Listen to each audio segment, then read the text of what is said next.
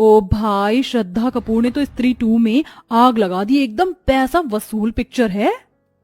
हाँ यार, कसम से क्या फाड़ू एक्टिंग की है। वैसे पास में पॉपकॉर्न हो और सामने बढ़िया सी पिक्चर चल रही हो तो देखने में डबल मजा आता है। ओह शिट, पॉपकॉर्न तो खत्म हो गया और अभी तो आधी पिक्चर बाकी, अब क्या करेंगे। जस्ट चिल बेब्स, पॉपकॉर्न ही तो खत्म हुए हैं, बट हमारी काली सौतेली बहन किस दिन काम आएगी। तभी पुराना सा सलवार कमीज पहने सिंपल सी चोटी में कमरे में किंजल आकर पूछती है, मोना रीटा, तुम दोनों बता दो डिनर में क्या खाओगे।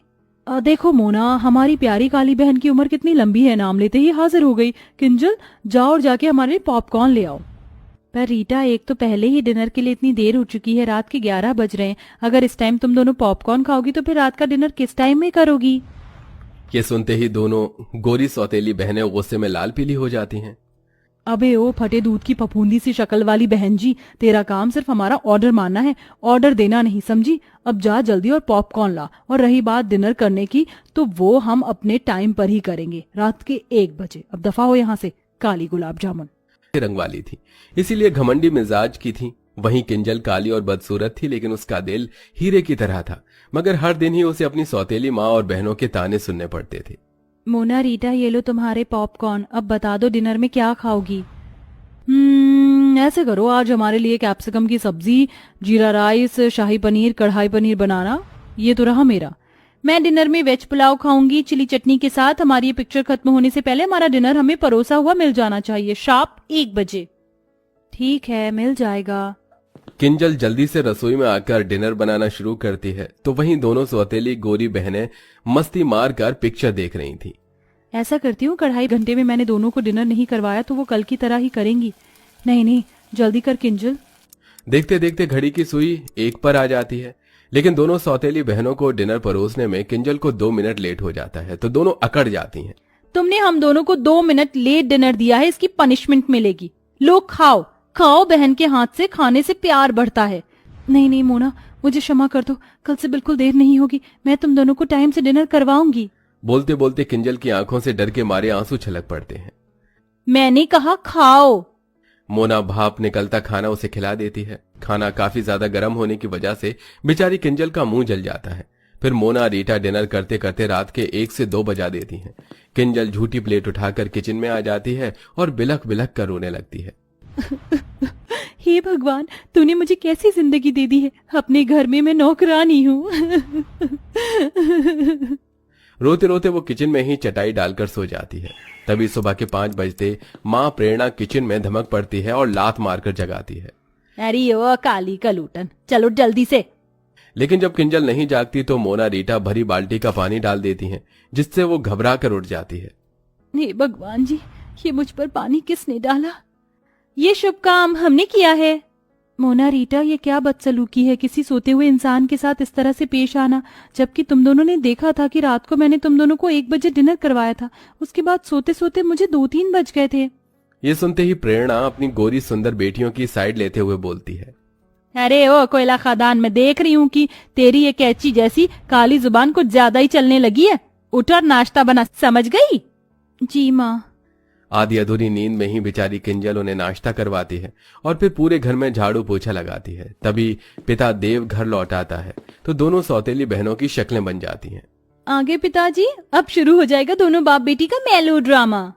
किंजल बेटी, तू क्यों पोछा लगा रही है, काम वाली नहीं आई है क्या?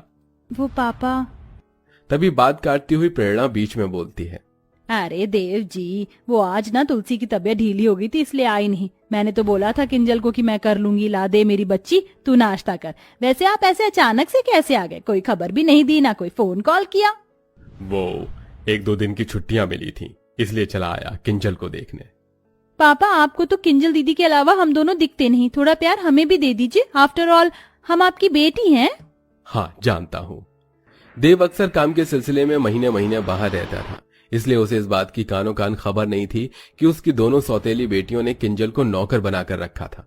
वो हर महीने खाना बनाने वाली और 3 टाइम के बर्तन मांजने वाली के पैसे भिजवाता, जिसे प्रेरणा बेटियों में उड़ा देती थी। लगभग 2 दिन बाद देव वापस लौट गया और फिर से बहनों के पास आकर बोलती है। मोना रीटा, आज से तुम दोनों डिनर 9-10 बजे तक कर लेना प्लीज।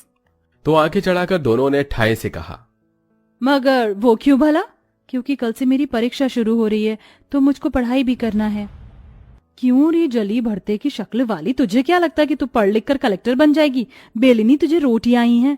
हम अपना रूटीन नहीं बदलेंगे। हम रात के 1 बजे डिनर करती थी और 1 बजे ही करेंगे, समझ गई? दोनों का फैसला सुनकर मायूस मन से किंजल उन्हें 1 बजे रात में डिनर करवाती है और बाकी टाइम घर के कामों में उलझ कर रह जाती थी। एक दिन जब वो रात के डिनर के लिए दोनों से पूछने आती है तो दोनों शॉर्ट सा गाउन पहने मेकअप में लगी पड़ी थी। मोना रीटा, तुम दोनों कहीं जा रही हो क्या? हाँ, आज हम दोनों पार्टी करने जा रही हैं। अच्छा, तो फिर तुम दोनों खाना तो वहीं से खाकर आओगी ना? तो फिर मैं रात का डिनर रहने देती हूँ। अच्छा जी, क्यों री काली भैंसिया, तुझे क्या लगता है हम तुझे आराम फरमाने देंगे? चुपचाप से हमारा डिनर बनाकर तैयार रखना। आज डिनर में हम आलू गोभी, मिक्स वेज, लच्छा पराठा खाएंगी। जानबूझकर दोनों लंबी चौड़ी लिस्ट देती हैं, तभी वो मायूसी से बोलती है, इतना खाना बहुत ज्यादा नहीं हो जाएगा डिनर के हिसाब से? कुछ ज्यादा नहीं होगा, तू बना देना बस। दोनों ऑर्डर झाड़ कर चली जाती हैं। किंजल सारा डिनर तैयार कर देती है, लेकिन दोनों बहनें पार्टी में से फुल पेट खा पी कर आती हैं, जिस वजह से रात का डिनर नहीं खाती। इसलिए अगले दिन खाना बच जाता है तो प्रेरणा किंजल पर आग बबूला हो जाती है। किंजल, अरे ओ किंजल, अरे ओ काली भैंसिया कहाँ है? किंजल डरते हुए प्रेरणा के आगे हाजिर होती है। जी माँ, बुलाया आपने? क्यों री, ये सब क्या है? रात को क्या पूरे मोहल्ले को दावत करवानी थी? कितना खाना बनाया था जो सारा बच गया। ये भरे पतीले के पुलाव, पता है ये चावल कितने महंगे आते हैं? और तू मजे से बना बना कर फेंक रही है।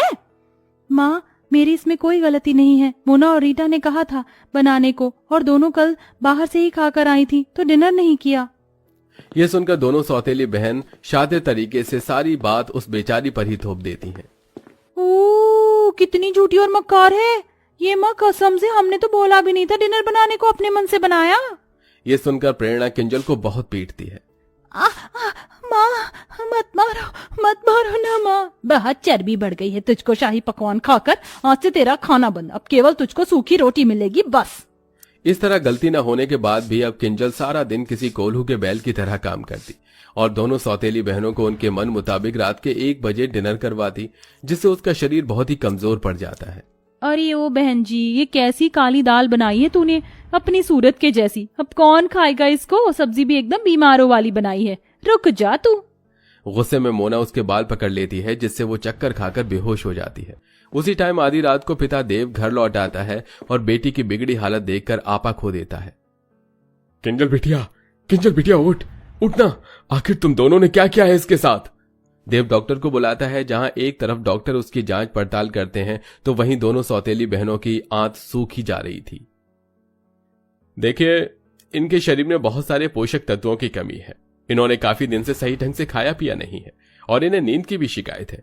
इनको भरपूर नींद और अच्छे खान पान की जरूरत है। तभी किंजल को होश आ जाता है। दोनों बहनों को पसीने छूटने लगते हैं।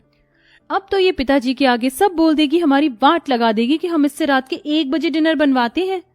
लेकिन किंजल कुछ भी नहीं बोलती, जिससे दोनों घमंडी बहनों का स्वभाव बदल जाता है और वो रोते हुए कहती हैं, आई एम सॉरी किंजल, हम दोनों को माफ कर दो। हमने तुम्हें आधी आधी रात को डिनर बनवाने के लिए मजबूर किया। किंजल दोनों को माफ कर देती है और अंत में दोनों बहनें उसका अच्छे से ख्याल रखती हैं। साथ ही उनकी बुरी लत जो रात के 1 बजे डिनर करने की थी वो भी खत्म हो जाती है। तो देखा दर्शकों आपने, अच्छे स्वभाव से हम किसी का भी दिल जीत सकते हैं, जैसा कि हमारी स्टोरी की काली बहन ने अपने अच्छे स्वभाव से अपनी दोनों खूबसूरत घमंडी बहनों का दिल जीत लिया। तो दोस्तों, आपके हिसाब से रात का डिनर करने का सही टाइम क्या होना चाहिए? कमेंट बॉक्स में जरूर बताइएगा। साथ ही आपको हमारी ये कहानी कैसी लगी हमें ये भी बताइए।